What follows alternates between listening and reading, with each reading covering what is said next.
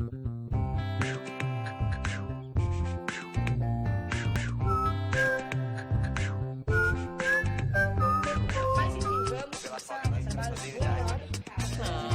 acho que não.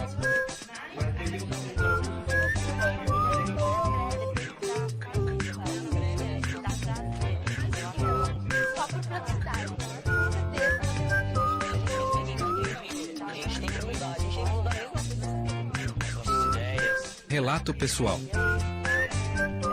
Ao assistir ao relato pessoal, preste atenção nos seguintes elementos. Quem são os interlocutores? Qual é o tema abordado? Qual é a finalidade do texto? Como o texto está organizado? A adequação da linguagem à situação de produção? Como o texto é veiculado?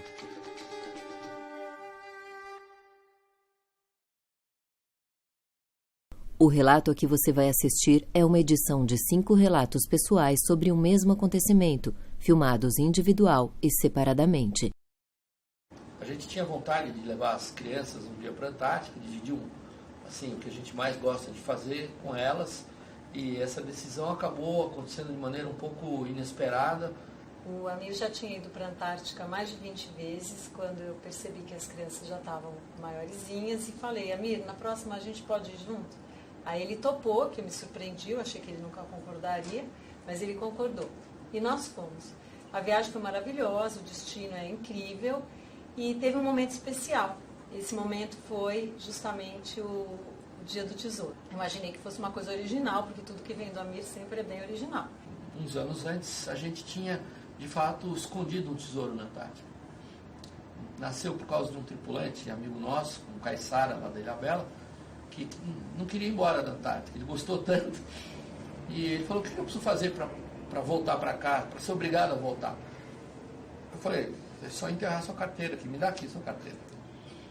E assim a gente resolveu pegar os valores todos, de todo mundo, 5 pessoas, colocar numa caixa hermética de plástico, aquelas caixinhas Pelican, e enterramos o tesouro. E eu voltei uma meia dúzia de vezes para a Antártica e por várias razões não retornei à Ilha do Tesouro. Aconteceu um fato curioso. Primeiro, a gente achou que ia ser importante para elas a experiência de aprendizado. E descobrimos que o grande aprendizado foi para nós, adultos. Para elas é óbvio, qualquer experiência é uma experiência de aprendizado.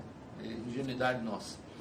E depois, como diz a Marina, elas têm um HD vazio, absorvem tudo a uma velocidade extraordinária. Mas, de qualquer maneira, começou-se então a buscar o tal tesouro, que ele inventou essa história, e as crianças ficaram entusiasmadas. E quando a gente estava com as crianças, eu comentei esse fato, e aí eu descobri que essa fixação, né, que as histórias infantis têm por ilhas e tesouros é um negócio verdadeiro mesmo, e elas infernizaram a nossa vida perguntando quanto falta para chegar na Ilha do Tesouro. Pai, vamos procurar o tesouro? Vamos procurar o tesouro? Daí a gente não parava, a gente tinha o pai. E aí ele falou: tá bom. Daí a gente foi procurar esse tesouro, porque a gente achava que ia ter um monte de coisas legais, assim. E a gente ficou a viagem inteira esperando pra essa hora que a gente ia encontrar. E a gente ficou insistindo pro meu pai, e meu pai ficava enrolando. E foi um zigue-zague de vários dias, até que de fato a gente chegou. Meu pai tava com um GPS velho, da época que ele tinha escondido o tesouro. Aí o GPS já tava ruim, não marcava o local certo. Porque eu achei que a hora que ele chegasse no lugar, ia ser fácil encontrar, era só mexer nas pedras, que nem ele tinha arrumado. E houve um problema que eu não esperava. Nós enterramos esse tesouro em março, tinha muito pouca neve na ocasião. Quando a gente chegou com as crianças era janeiro, início de janeiro. Só que ele esqueceu que depois daquela vez tinha acontecido mais 2 invernos e que a neve não tinha derretido completamente. E tinha 4 metros de neve. Eu falei: Marina, não vou achar o tesouro.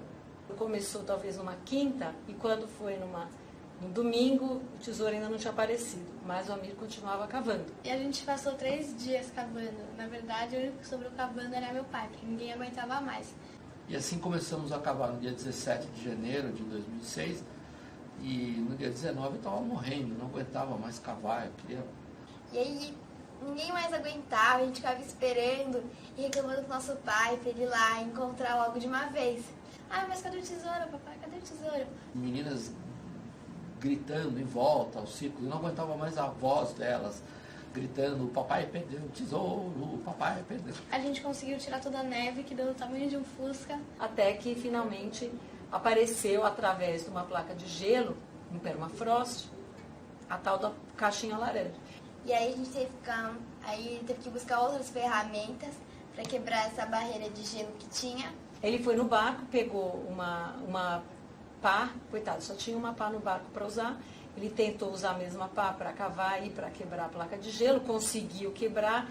E finalmente achamos o tesouro. E quando a gente abriu o tesouro, eu jurava que ia ser uma explosão de alegria da parte dela, porque elas só falavam nisso. A gente começou a pular de alegria e felicidade, porque ninguém aguentava mais. E aí, quando meu pai abriu, ficou um silêncio. Foi aquele silêncio geral, ninguém entendeu bem por quê, mas é que ele imaginou que as crianças fossem gritar o tesouro, mas ninguém gritou nada. E elas simplesmente olharam, sentaram, não acharam nada.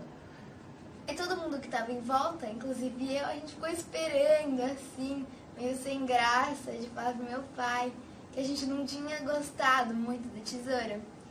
E isso foi um choque tão grande, foi uma decepção tão dolorida. Eu falei, mas o que a gente fez de errado? Que essas meninas não ligam para mais nada, a televisão está destruindo os valores das crianças. Vocês ficaram insistindo, e eu cavei durante 3 dias, e agora vocês ficam quietos desse jeito? Aí a gente fala, pai, me desculpa, mas é que pra gente isso aí não é um tesouro. Pensei que era uma caixa de madeira brilhante e não uma caixa laranja de plástico. Aí eu imaginei que quando eu abrisse ia ter um monte de coisas valiosas, porque era um tesouro, na verdade. E daí, quando meu pai abriu o tesouro, lá eu vi, tinha uma Bíblia, umas fotos que estavam molhadas por causa da neve que tinha derretido. Tinha um monte de coisa desse tipo. E quando a gente finalmente conseguiu pegar a caixa e abrir, a Marininha perguntou assim, mas papai, cadê as joias e os diamantes? E daí ele entendeu por quê. A gente não tinha gostado, porque pra gente, que a gente era menor, era outra coisa, um tesouro. E a gente entendeu que o tesouro verdadeiro pra gente é aquilo que tem um valor pessoal. Não é uma coisa que a gente encontra, mas é uma coisa que a gente cria. E aí o desafio delas é fazer o tesouro delas. Então isso foi engraçado para nós, foi uma experiência divertida. E a gente fez uma proposta para elas, que na próxima, na hora que a gente fosse embora, elas construíssem o próprio tesouro.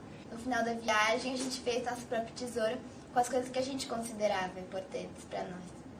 Elas fizeram o tesourinho delas. Me pediram para que eu enterrasse esse tesouro.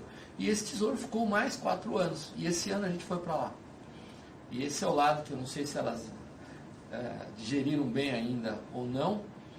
Mas acho que sim, porque a gente vive, infelizmente, num mundo assim. E durante os últimos 4 anos, elas falaram muito no tesouro delas, que foi desejado, feito, estava lá, com coordenadas marcadas dessa vez. E quando a gente chegou lá esse ano, em fevereiro, não encontramos o tesouro. Coitado, aí eu fiquei com pena, porque dessa vez o Amir que fez aquela cara assim, muito passado, porque ele não encontrou o tesouro que ele mesmo deixou. A gente não achou aquele tesouro que meu pai tinha escondido e a gente ficou muito triste.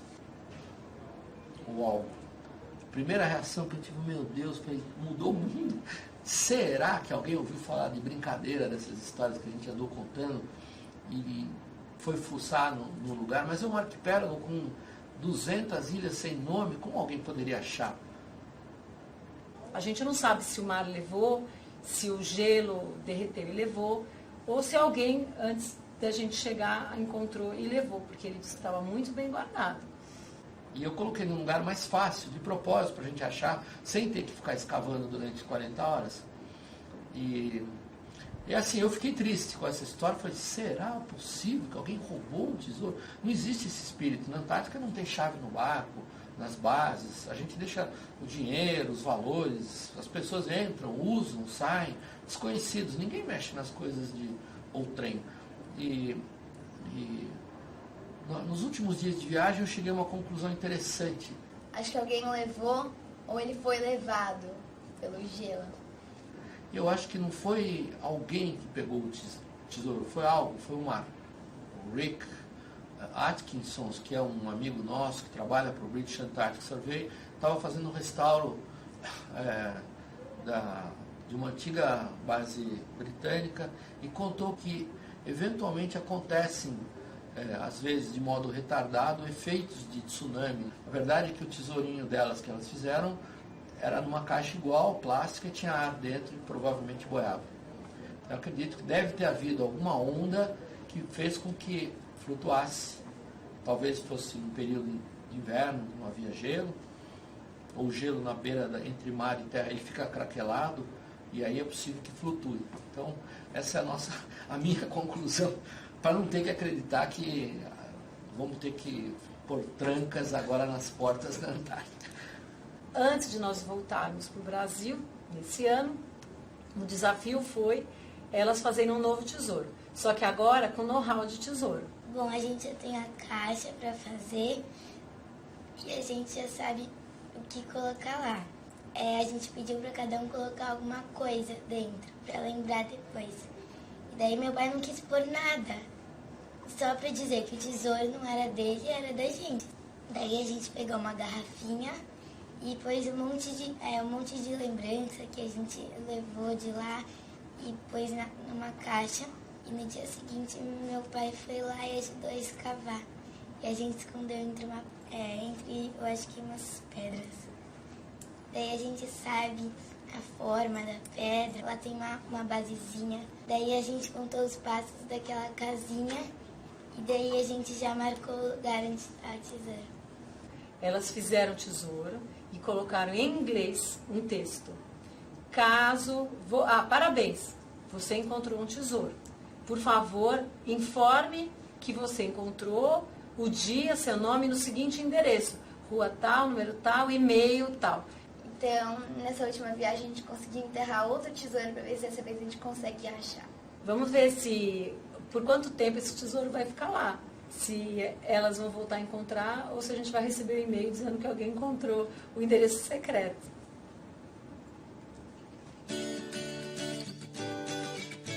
Características do relato pessoal. Interlocutores. Uma pessoa que relata um episódio marcante e pessoa ou pessoas a quem ele se dirige. Tema: experiências pessoais. Finalidade: contar ou registrar um episódio importante da vida pessoal. Linguagem: de acordo com a norma padrão, podendo ser menos ou mais formal, dependendo da situação de produção. Uso de recursos linguísticos como eu imaginei, eu achei, eu falei, a gente achou, e termos coesivos como e, aí, então, e assim, etc. Estrutura: tem começo, meio e fim de uma história. Apresenta tempo e espaço bem definidos. Tinha vontade de levar as crianças um dia para a Antártica, dividir o que a gente mais gosta de fazer com elas, e essa decisão acabou acontecendo de maneira um pouco inesperada.